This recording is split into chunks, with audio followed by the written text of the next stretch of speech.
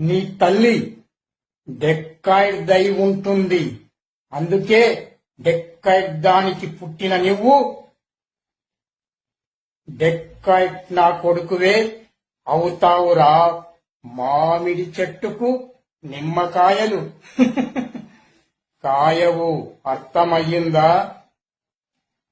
నీలాంటి ఎదవ నిజం చెప్పాలి. ఏంటి తమాషాలు చేస్తున్నావా?